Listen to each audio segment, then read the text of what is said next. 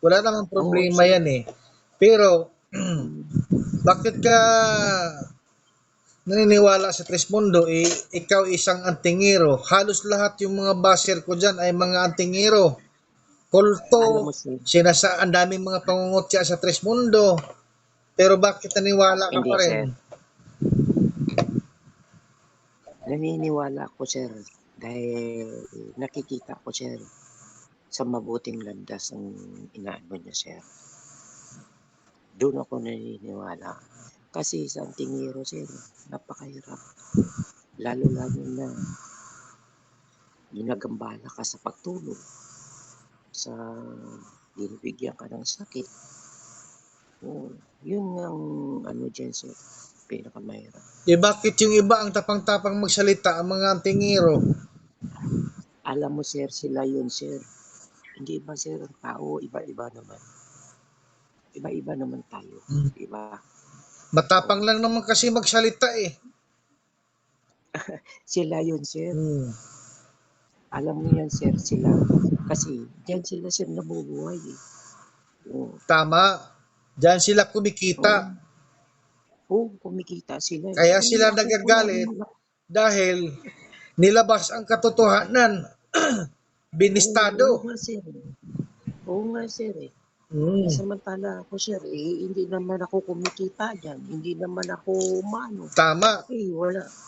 Kaya siguro na sinasabi nila na lihim na karunungan dahil ang lihim na yan ay takot sila na maibunyag ang katotohanan na siya.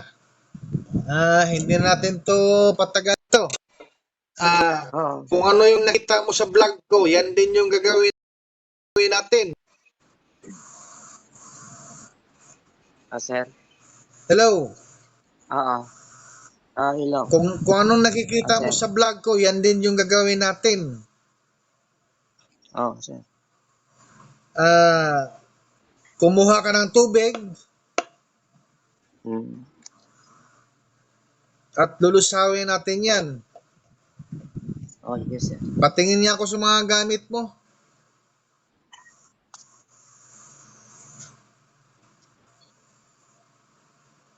Ito, sir. Ito lahat, sir. Ito mga mutya, sir, sa loob. Ito sa loob, sir, ang mga mutya. Nasaan pa yung iba?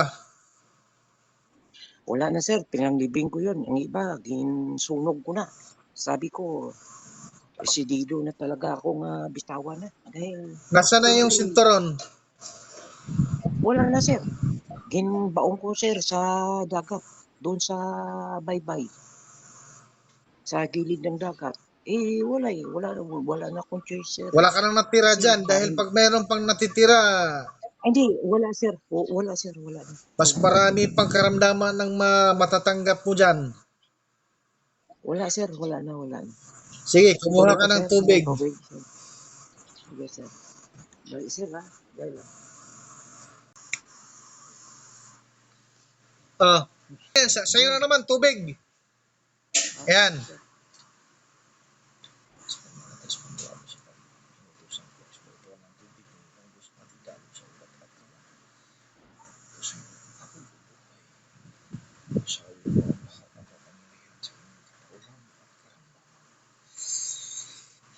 Pasok. Sige, inumin mo yan.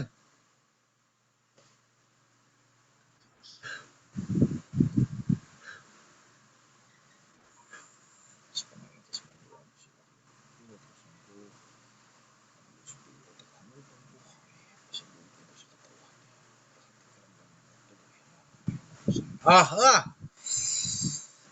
Pasok, lunok.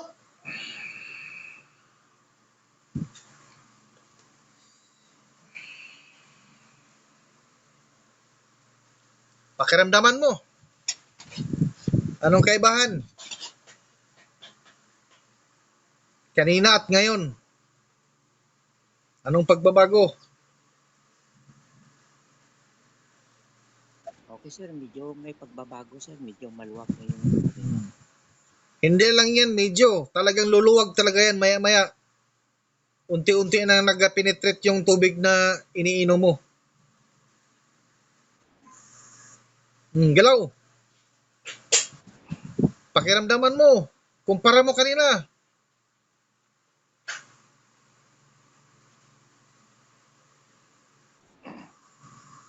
Hmm. Medyo na ano na rin sir ang lalamunan ko. Kasi dati yung lalamunan ko parang sinasakalak ko. Lakasan mo yung boses mo. Ang hina. Medyo okay na rin sir yung lalamunan ko. Hmm. Dati parang sinasakalak ko. Parang nabunutan ka ng tinik. Hmm. Di ba? Oo. Naka-vlog tayo, tatay. Anong masasabi mo sa Tres Mundo? Na tayo ay hindi nagawa-gawa ng kwento at hindi panluloko sa kapwa-tao. Maraming salamat sa Mundo sa tulong niyo sa akin. Maraming salamat sa inyo. Nawala na rin sa wakas yung mga karamdaman sa katawan ko. Maraming salamat. So ayan mga ka-vlog ko, narinig nyo ang salita ni tatay. Isa siyang antingero at matagal na rin sa larangan ng pagiging antingero. At yan ay kinalimutan na niya dahil puro lang karamdaman ang dinaranas niya sa buhay. Malas, tama ba tatay? So ngayon, wag nyo nang pangarapin na kayo ay magiging antingero dahil hindi na sir, hindi na. Mahirap pag andyan kayo dyan, babalik kayo.